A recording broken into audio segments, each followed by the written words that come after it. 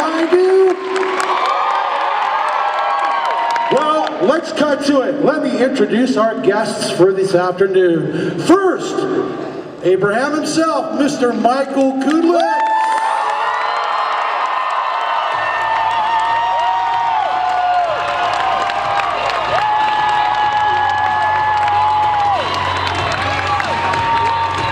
And Eugene himself, Mr. Josh McDermitt.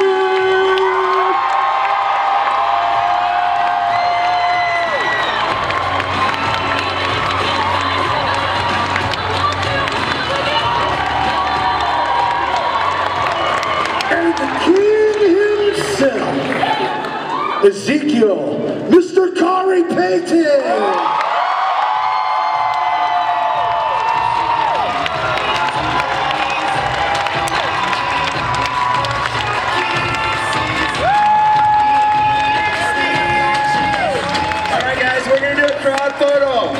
We got 4,000 people here that want to put up your lights, make it super bright. You guys want to stand right here? Yeah. And turn around there and do a photo of you guys right here.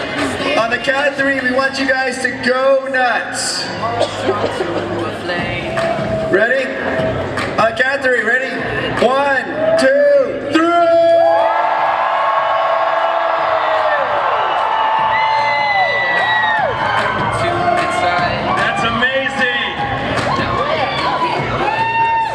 I've never seen cell phone lights before. That was so amazing.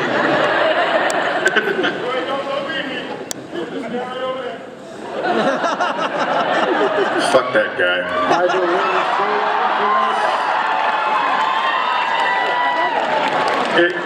No.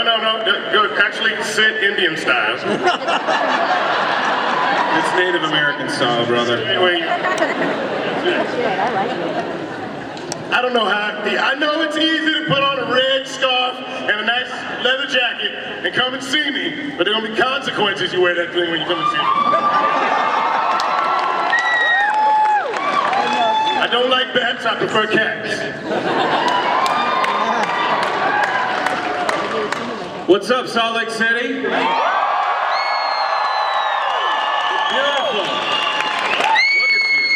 There's a couple stinkers out there, but the rest of you are beautiful. You know who you are. This side looks pretty. This looks pretty gorgeous over here. How we doing over there? Okay, middle, come on, give it up. Give it up, middle. What if this is what the panel was? Just us doing this little... All right, It's gonna be more. first 3 rows. I'll open up the line of questioning, and we do have a microphone up here, so please, we will be getting to Q&A very soon. I promise not to hog everything with these gentlemen. So many of you at one time, and so much to ask and say. So I guess I'll start with you, Michael. I know that when a character dies, you get a dinner. Do you know that? Yes, I do, because I've interviewed some of you. Did you get your dinner? I don't know what you're talking about. Your death dinner? We have an Irish wake, is what I would call it. We have a celebration of the life of the character with those that remain on the show. And yes, we had a gathering with myself and Stephen. To ask kind of a serious question, the scene where Negan takes you and Glenn out, the show's been full of really intense, dramatic moments, you know, the gore aside. That one seemed to really be, to tip the scales into something a little heavier than the show's ever done. How was it filming that scene, and how long did it take? Was that long, protracted?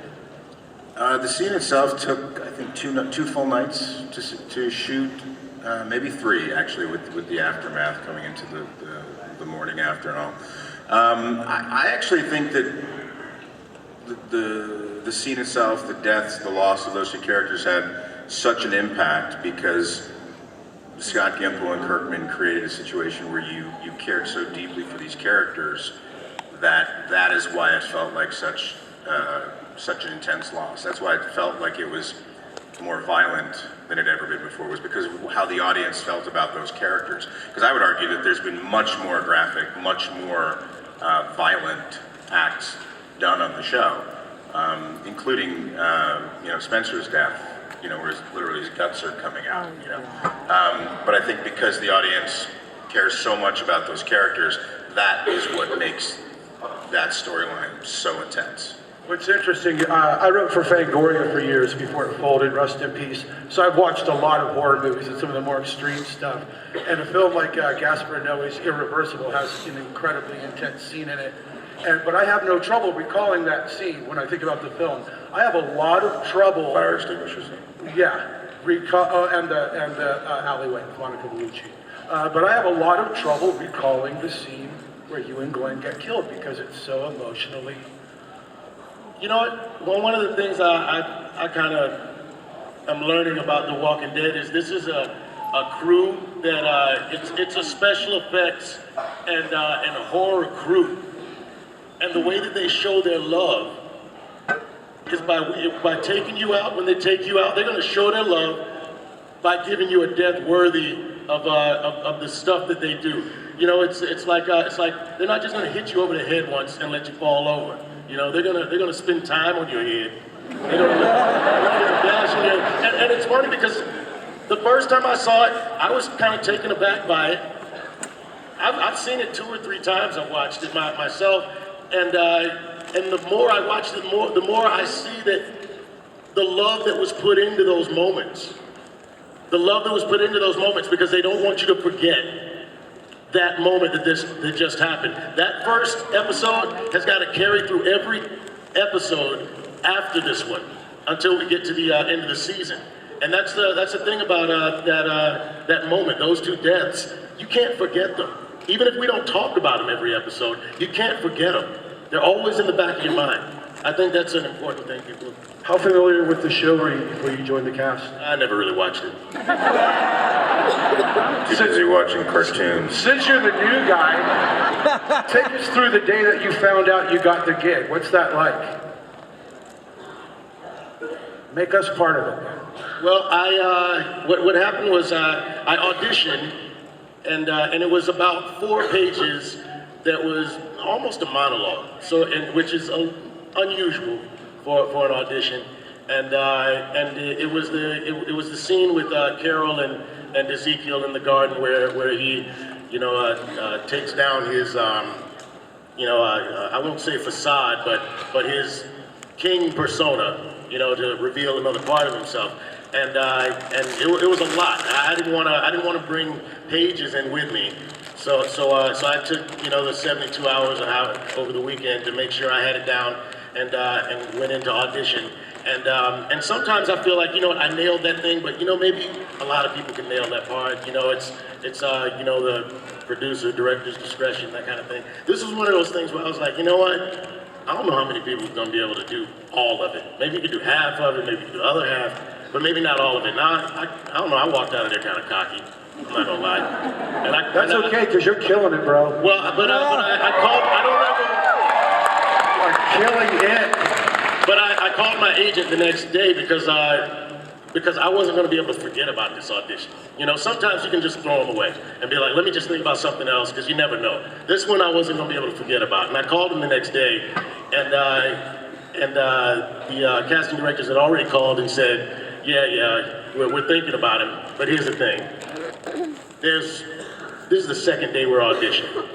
We're gonna audition every black dude between 40 and 50 years old who can, put 2 words together, because this is King Ezekiel and it's huge.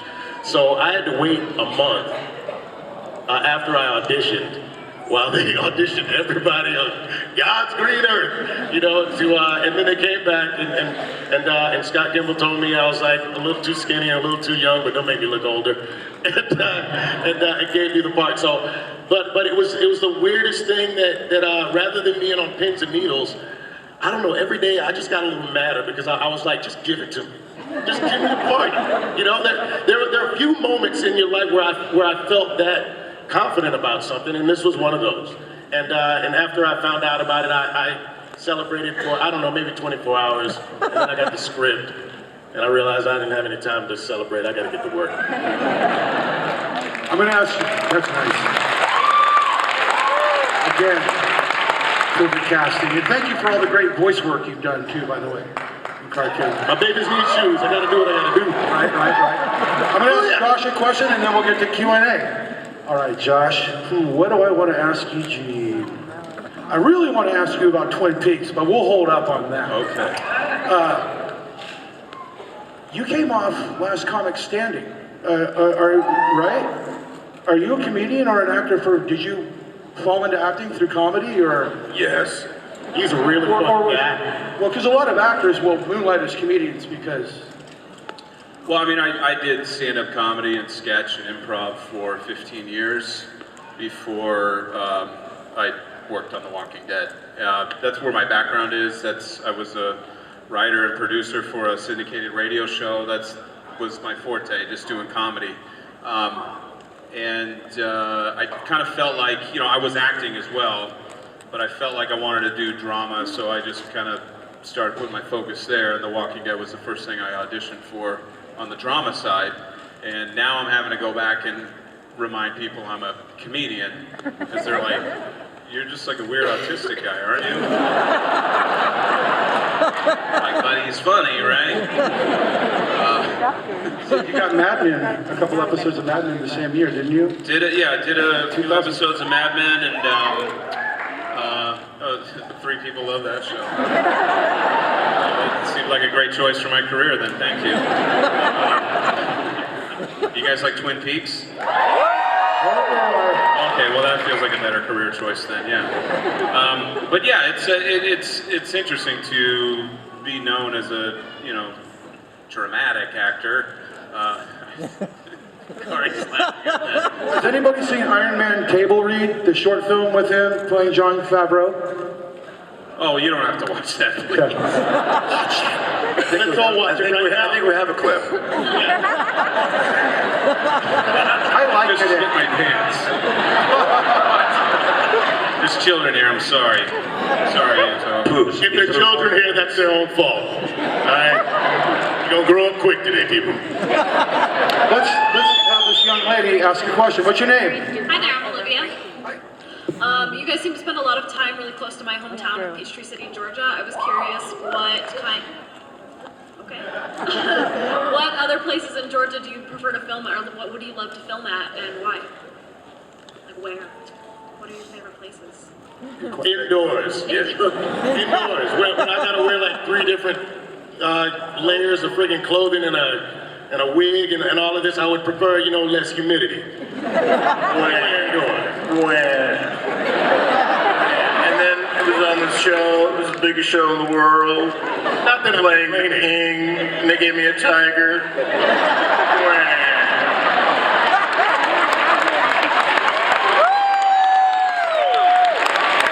I deserve that. Somebody on this stage still has a job.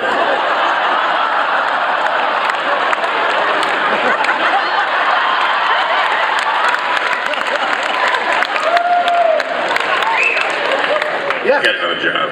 Okay, my question is actually just for Michael. I wanted to know what one of your most memorable experiences on Band of Brothers was. I love that show. Well, first to answer her question real quick, without the sarcasm, we shoot mostly all around Fayette, Peachtree, Sonoya, and there's just, for those who really watch the show, there's a couple roads that we shoot on a lot that we get the city to neglect, so everything is a little bit more overgrown. But they dictate where we shoot, But yeah, we do prefer when we can in the middle of summer to shoot indoors. Band of Brothers was my favorite scene or most memorable. I think it was the training that we went through. Because we all went through it together. We were kind of broken down over 2 weeks, and we were, pretty established adult character actors at the time, and to be treated like they treat recruits when they come in and break your will and break you down to nothing. At the time I had twin boys that were 3, had a house, a wife, had been pretty successful, and I got some guy yelling at me, "You're a piece of crap! You're gonna amount to nothing! Just shut up!" No, dude, I'm actually doing pretty good. I'm Really? All right.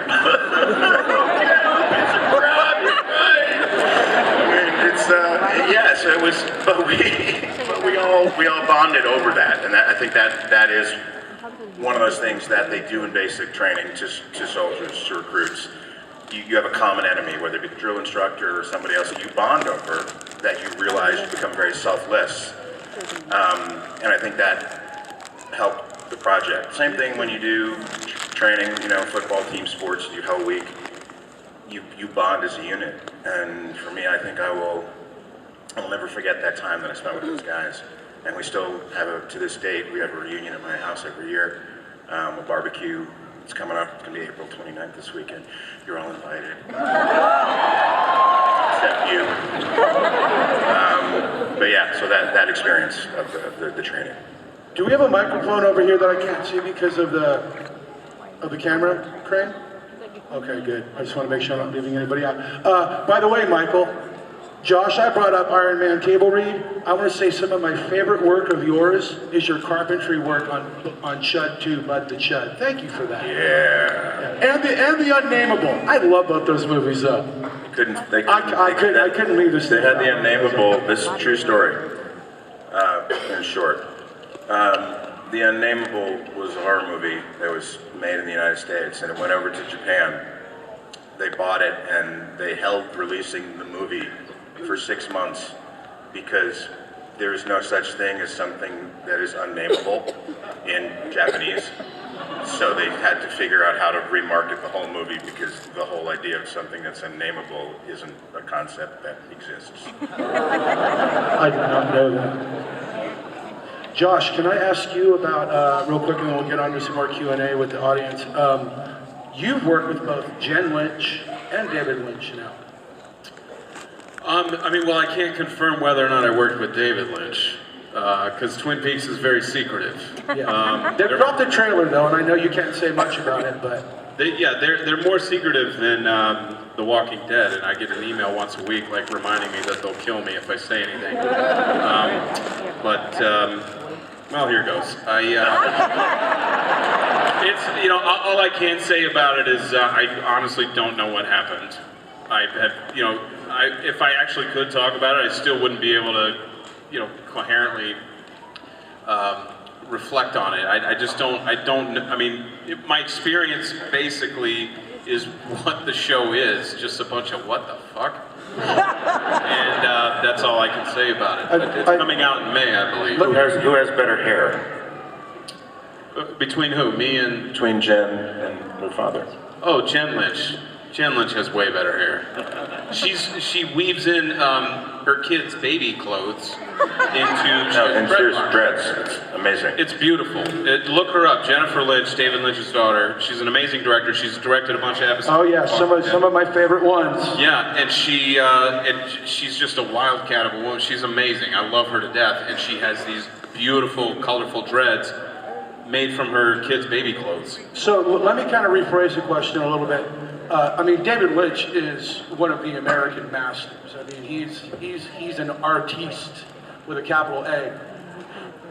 Working with him, did you pick anything up? Was there anything trippy in the process that really, you're like, that's what makes you David Lynch? You're gonna hate me, man. I can't talk about with David Lynch or not.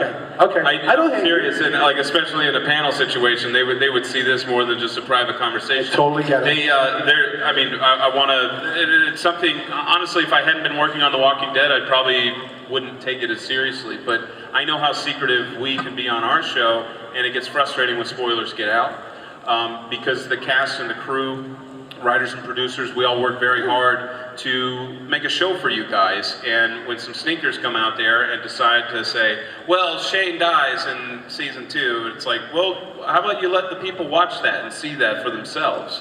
It's aggravating. No spoilers and no piracy. Support the shows you watch, please. I understand that people want to know, but that's something that we're losing in our society is patience. And don't undermine the hard work of the crew, especially. These guys are out there, we're talking about how hot it is to shoot out there. These guys are busting their ass. They don't see their families most of the season when we're working, and then you're out there just spoiling it. F you, man. That's all I have to say. I get it.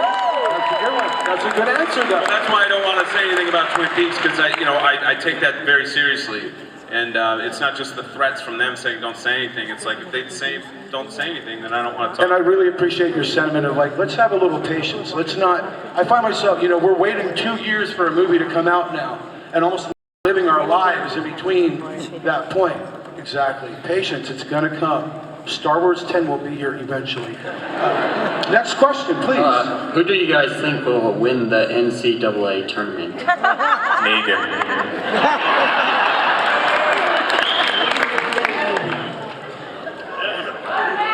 What is that, basketball? Probably the Packers or something.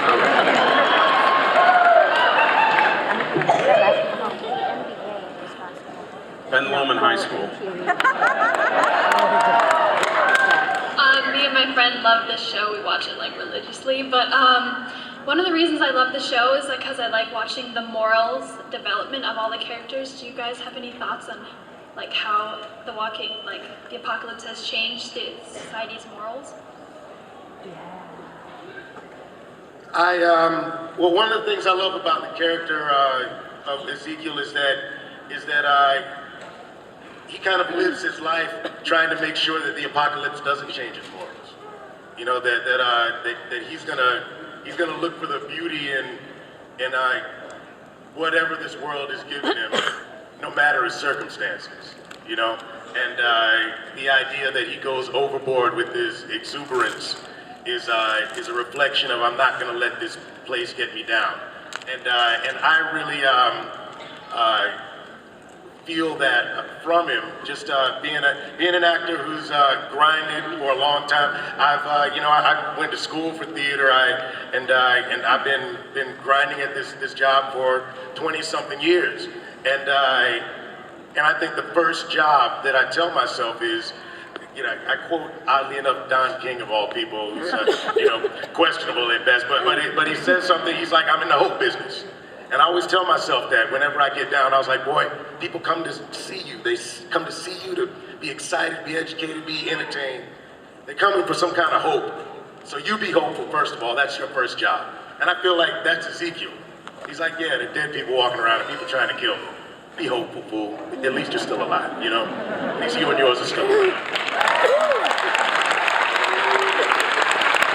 Do you think if we had a situation where the world was in complete disorder, I actually have hope for humanity, and I used to be a farmer, and when our well would break, even the enemies around our farmland would come help replace the well, because animals needed the water.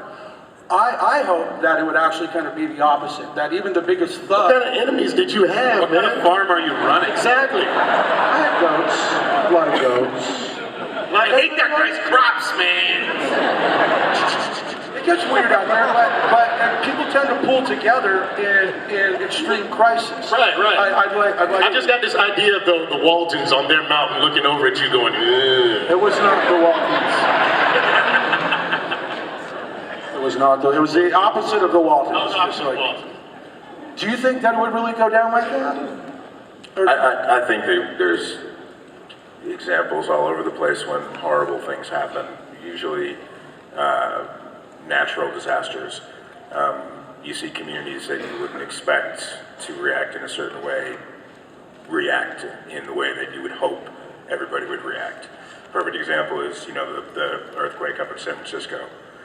There were some areas in Oakland which were really I was in that. really rough neighborhoods, and you had some of the toughest groups of neighborhoods, gangs, whatever, climbing into West Oakland, when the West Oakland freeway collapsed. and dragging people out and finding people. I think humanity is, I think Anne Frank is right. They're But it sure is fun to watch them do otherwise on TV. exactly. But now you want to talk about the day after. That's different.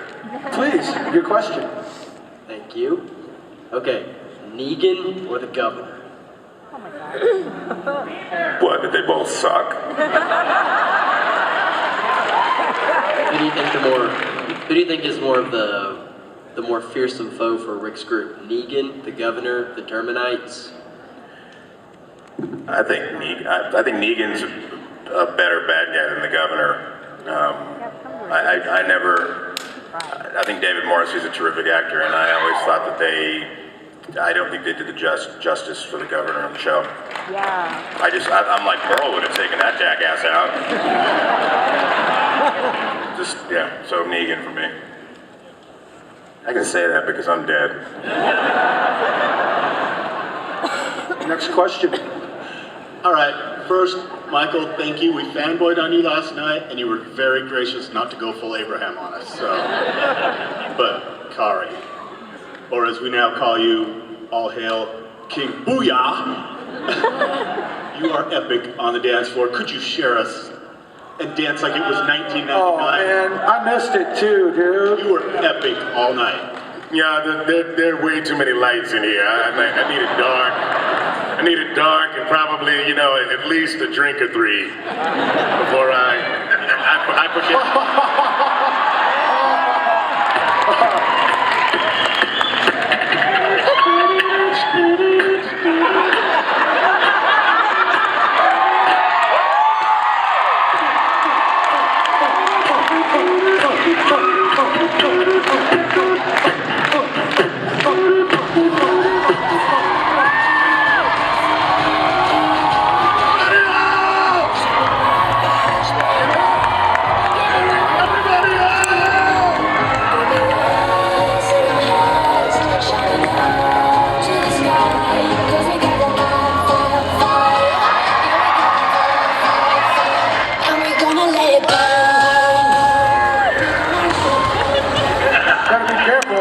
Dancing, it'll get really horrifying. Come on, Queen Ezekiel. Next question, please. I'm giving you a hard time today. I'm dead, it's all right. Someone tells me you're going to be around for a while, though, so get comfortable. Well, you can never get comfortable on the Walking Dead. I always say, don't get comfortable. I know that eventually we all gotta go. Maybe the Kings gotta go at some point. I just hope that they miss me when I'm gone. Hopefully it's a beautiful death, though. Exactly, go out epic. Next question, please. Really appreciate you guys all being here. I was wondering, are there any books or book series that you've read where you've just thought, man, if this ever becomes a TV series or movies, anything, I gotta be a part of that? Great question. Yeah, Game of Thrones. I can't read. If they ever make like a live action Harry Potter, I'd love to be a part of it.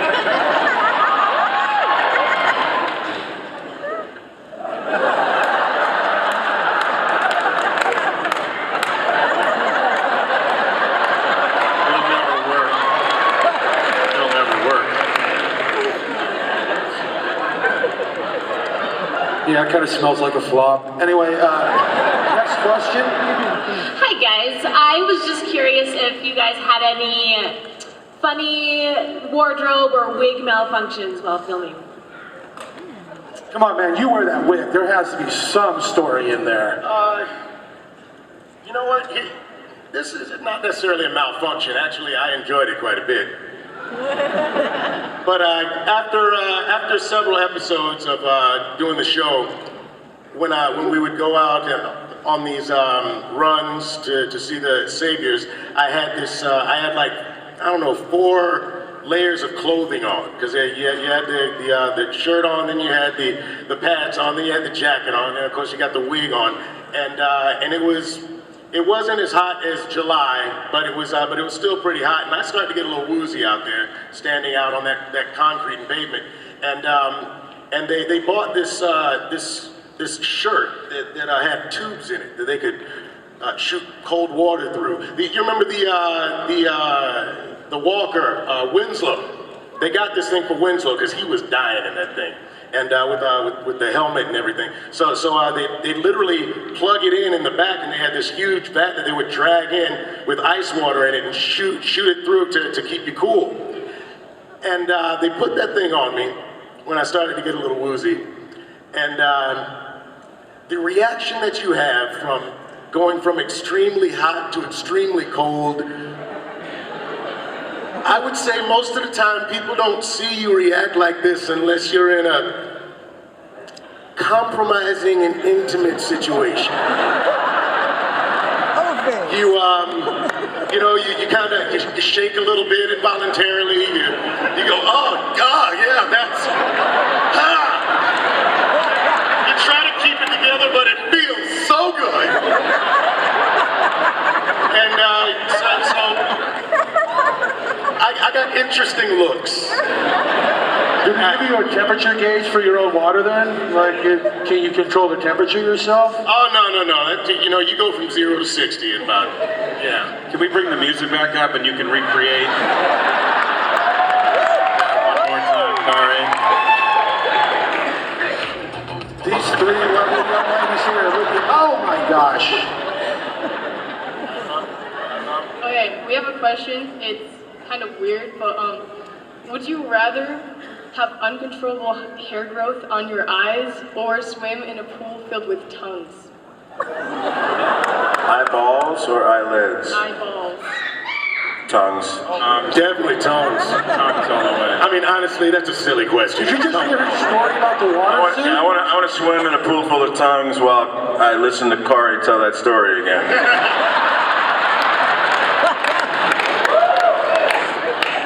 This young man right here. What's your name, bud? Alex. Hi, Alex. What's up, dog? This question is for Khary. What is your favorite episode from Teen Titans Go? Yes. Best question of the day, Alex. Let's see, my favorite episodes are the ones that I get to play different characters, other than Cyborg. I love when I get to play the couch. The couch spirit tells everybody to calm down. Sit on the couch, relax, baby. Everything's going to be fine.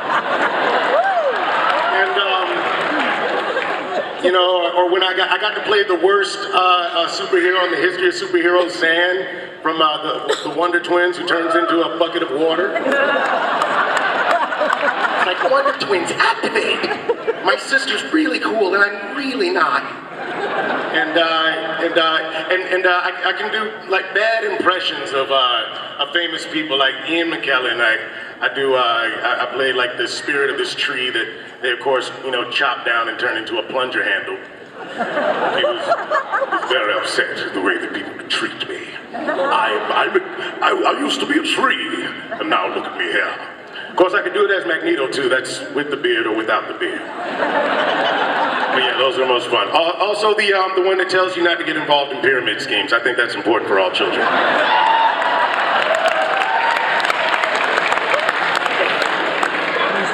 Next question, please. Hi, my question is for Michael. Are you, even though Abraham's death was so gruesome and awesome on The Walking Dead, are you sad you didn't get to turn into a walker, or were you exactly okay with it because of the fact that you were baking cakes on Buffy before this show? And also, do the other two of you hope to be the third? That's an awesome question. I'll ask that one for you. My only regret is that I wasn't turned into a walker by Greg and his team. Just because I would have loved to have seen what they would have done with that. That being said, he went out like he lived. I mean, it was 100%. So I don't have a regret with the scene, but overall, I would have been great to be a walker. How do you like working with Greg Nicotero? I've had the honor of being his acquaintance for many, many years, and his ascension behind the scenes at the Walking Dead is amazing. Does anybody want to remark on what a crazy man Greg Nicotero is? I think he's terrific. It's interesting to see when I came on the show with Josh and Christian, it was, he directed one of the earlier episodes that he had directed, and to see the difference of him as a director from that episode to when he finished up was a pretty astonishing change. I mean, he was really solid when I showed up, and then just to see the amount that he had developed, and for someone who had been doing what he's been doing for so long, to see him feel more comfortable and to have learned so much in that time and see him be able to apply it was really fantastic. We can only imagine how fun it must be. We did an event in Los Angeles last night with some of the cast, and Greg was there, and he was talking about reading the comics and seeing Glenn's death, and just going, oof, hate to be, that guy who directs that, or just, whoever has to direct this is in for a real treat. And I think maybe in that moment, because it obviously came out a long time ago, he probably wasn't ready to direct that episode, but the fact that he had grown, like Michael was saying, so much, and we see him, he's a great director. The fact that he was the one who got to direct that episode, the first episode this season was tremendous, and I mean, he knows the show better than anybody. And he's such a great director, and such a kind, gentle soul, and we love being with him. To throw a shout out to Greg too, if anybody wants to get on YouTube, his directorial debut was a short film about an old company in the 50s that managed all the monster movies. Like the movie monsters were real. Like if you wanted King Kong in your movie, you would go to this agency and hire him. And so if you like Greg Nicotero and want to see his early work, go to YouTube and find that. It's really, really cool. I'd also throw in that there's no one else that we have on the show that understands the genre like Greg. So when Greg has episodes that lean heavy on the horror, he knows how to handle it. And it's something that could very easily be removed from our show or added on in a way that doesn't really help the show, just self-serving or gratuitous. He's found a way to really seamlessly put all that together, and like Josh was saying, nobody knows the show like him. Nobody who directs any of the episodes really knows and understands these characters and loves these characters the way he does, because he's been there since day one, since the inception of the entire project, and he has grown with the project. Yeah, he's directed 3 of the 5 episodes that I've done, and there's just an overwhelming sense of calm. It never seemed, even though we do way more than any show should do within the time that we do it, it's ridiculous how much they pack into 8 days. The first day I was there, we shot for 18 hours, and Dennis, one of the sound guys, was changing my battery, and I was like, man, I know it's a long day, I'm having the time of my life, and he was like, they'll never apologize. We make magic in 8 days, man. And in order to do that from the top down, there's got to be a confidence in everybody that they're going to do their job and do it well and do it on point. And that comes straight from Greg, I think. To call filmmaking a collaborative effort is an incredible, massive understatement. But one more thing about Craig. Has anybody seen George Romero's Day of the Dead with Bud the Zombie? Okay, he helped with the effects on that, and he plays one of the soldiers. So if you love Craig and Nicotero, go watch Day of the Dead by George Romero as well. Next question, please. My question is for all of you, actually. If you did any pranks on the show, on set, what was your favorite one? Pranks? My favorite prank was writing a scene where Abraham dies, and then we ended up shooting it. It was just supposed to be a joke. Oh, honey, he was going no matter what. Why'd they kill Glenn again? Come on, he died like 4 times before he died.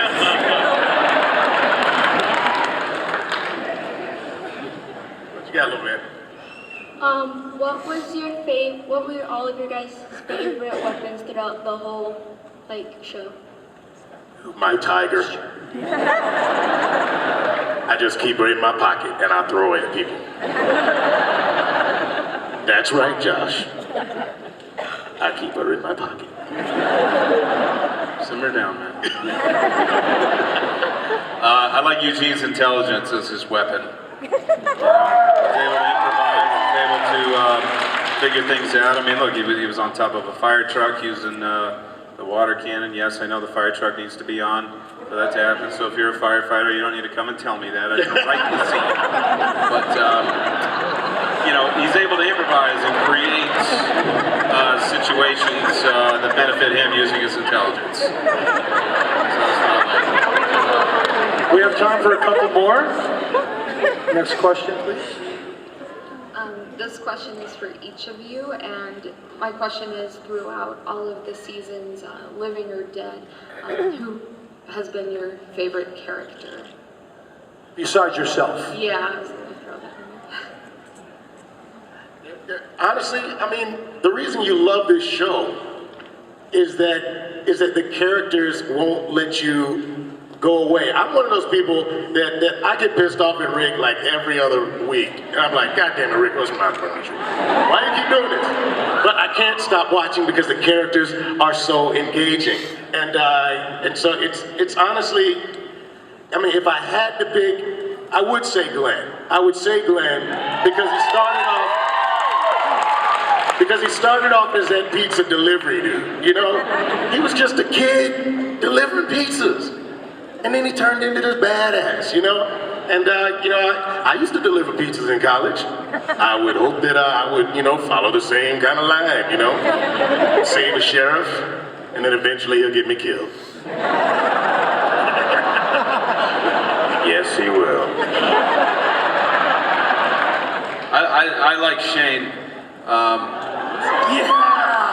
mean, I like characters like that come in and mix things up, that they're wild cards. You don't really know what they're going to do or how they're going to react in situations. You might think, oh, they're going to do this, or you don't necessarily know what their intentions are and things like that.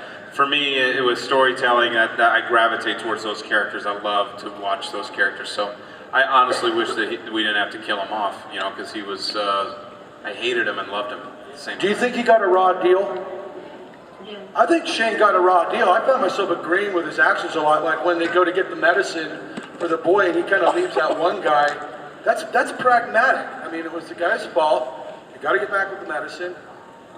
He's such a rich character. I support Shane. My favorite living character is Carol.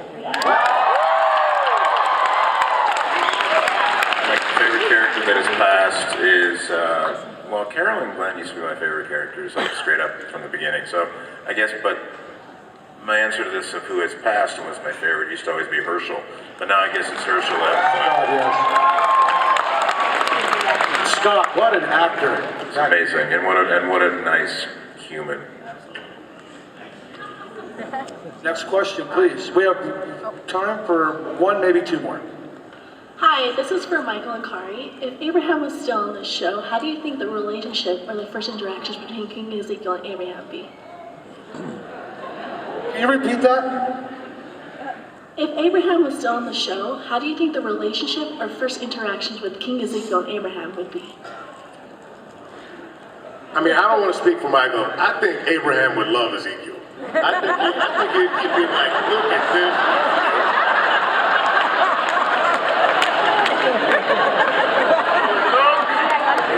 Boy, you don't know Abraham, do you? Yeah. Very quick last question, please. Okay. Very quick. All right.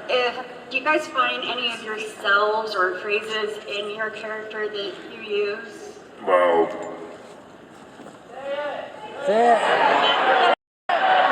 Come on, Michael. suck my nuts.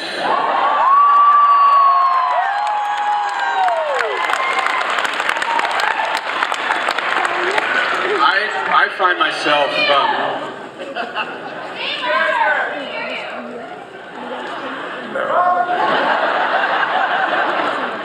That's something you don't often hear, is it? I find myself creeping behind bookshelves because I like to watch.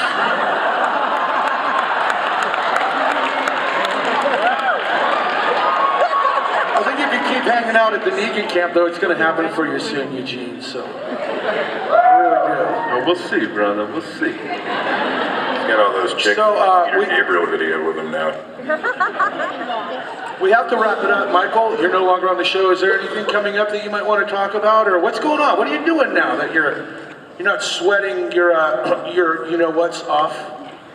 Sweating my bitch nuts off. Yeah. I'm shooting a pilot right now for ABC called The Trustee. So we'll see what happens with that. Who's doing it? ABC, Warner Brothers, and Laverne Cox and Megan Rath are in it. It's good. It's fun. We're having a good time. So. Are you guys doing anything? Oh, well, I know you have Twin Peaks, but don't answer anything about that. I'm sorry, man. Khary, I feel like it's are you still doing the voice thing, or what's going on? Or are you just locked into King Ezekiel right now? No, I'm doing a lot of cartoon stuff. There's an animated series of Big Hero 6 that comes out. That I'm doing, and of course, Young Justice. We start recording again. That's so cool, man. I love that show, dude. I love it too. I'm so excited to be back. I can't wait. Josh and I love that show as well. Yes, sir. You really? Yeah. So, we have to wrap it up, but please, I assume you gentlemen are going back to your tables to do signings. Yeah. If you have any more questions, please go visit Josh, Michael, or Khary at their tables. And thank you so much. Thank you so much. Thank you, guys. We love you. Hey guys, give a huge round of applause. Wait, 1 second, Michael. Something for you. When he's backstage, he's like, hey, how many people are out there? I'm like, probably a little over 4,000. He's like, no way. We just got the final numbers. We're just a little bit over 4,400 here for you guys. You see, I told him that it's not 4,000. All right, guys, give him a huge round of applause.